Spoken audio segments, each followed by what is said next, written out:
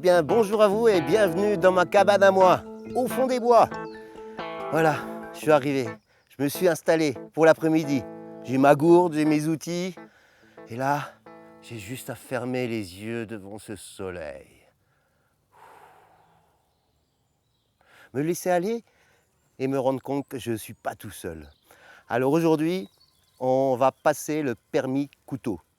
Et pour cela, il faut récolter du bois. Alors, différents choix. C'est de la sculpture. Soit on ramasse une branche ou un bois flotté, et à ce moment-là, c'est relativement tendre. Ou alors, on va prélever. On va prélever du noisetier. Vous voyez? Ça, c'est le noisetier de cette année, bien vert. Écoutez.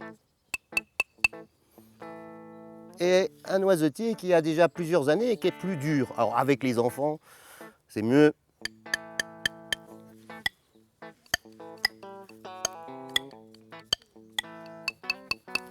Une différence entre les deux. Donc on va choisir plutôt le tendre. Le tendre pour pouvoir sculpter un couteau. Puisque là, vous allez passer le permis couteau et à la fin de l'après-midi, vous avez votre petit couteau que vous allez pouvoir utiliser. D'ailleurs, après, on fera de la cuisine avec dans ma cabane à moi. Le couteau, il a un manche qu'on va bien prendre par la poignée. Une lame qui coupe, parce qu'il vaut mieux avoir un couteau qui coupe qu'un couteau qui ne coupe pas. De toute façon, on ne va pas faire des gros efforts non plus.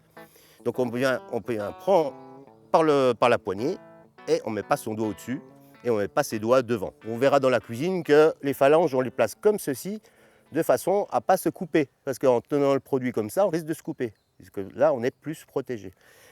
La protection, c'est aussi ça. Papa, t'oublie pas, ou maman, la trousse à pharmacie. Exactement. Et donc du coup, vous avez aussi la petite pommade au plantain. Si vous ne connaissez pas encore, à la MDE, on vous en parlera. Donc alors pour commencer le couteau, la proposition c'est d'avoir un bout de 30 cm à peu près et vous mettez votre main de façon à mesurer la poignée du couteau. D'accord?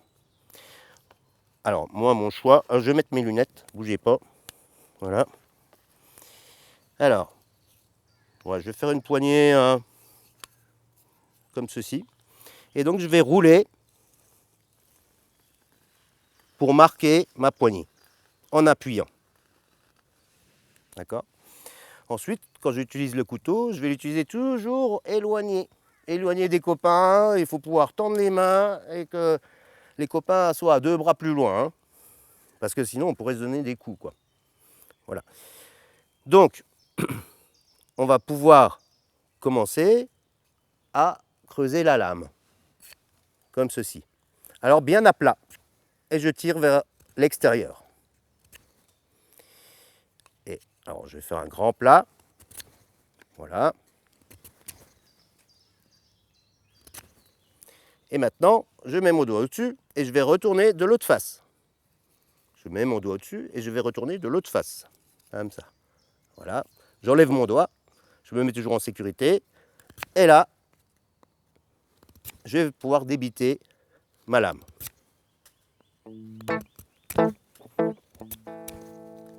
Je retourne. Je suis bien en face. Je sens l'épaisseur entre les deux. Je sens que là, je suis déjà un peu plus épais parce que j'ai appuyé vers le bas. Donc là, je vais reprendre en enlevant de l'épaisseur. Voilà. Alors ici, c'est appuyer, appuyer. Vous pouvez même bouger le couteau ainsi. Et ensuite, plier, tourner, creuser, appuyer, creuser, appuyer, creuser. Et pareil de l'autre côté. Appuyer, creuser, appuyer, creuser. Voilà. On voit déjà que la lame s'affine. Vous voyez sur le mien, j'ai souhaité garder le liseré vert. Et la lame est toute fine là.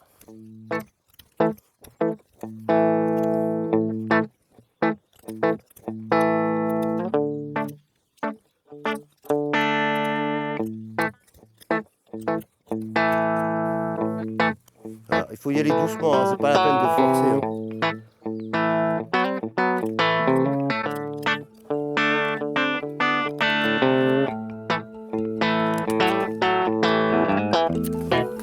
Et voilà. Et là qu'on ressemble à des castors, avec tout ça, tout ce qu'il y a autour. C'est comme si le castor il nous le ferait rapidement lui. Hein. Je suis plus épais au-dessus et je commence à affiner vers le bas.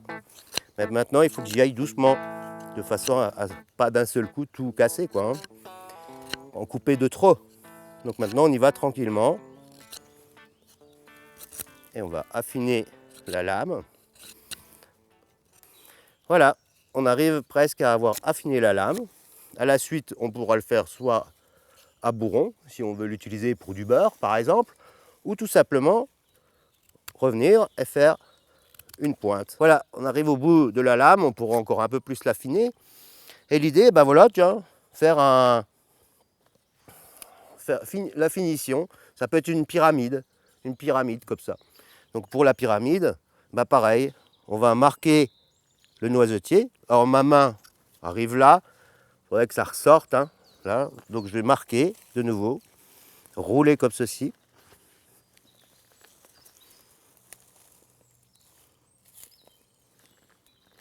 Voilà. Et après je vais partir, parce que le choix de la pyramide, ouais, je vais partir du haut du couteau et je vais faire ma pyramide comme ceci. Et là, je vais vraiment y aller fort, paf, pour en dégommer. Et puis ensuite, ben, je vais faire les 4 faces. Alors après, c'est ouvert à toutes les décorations possibles. Hein. On pourrait très bien faire une marque, là, comme je l'ai fait sur celui-ci. On pourrait écrire son prénom, ses initiales. Et ça, c'est mon couteau à moi. Donc faites attention à vous et à bientôt.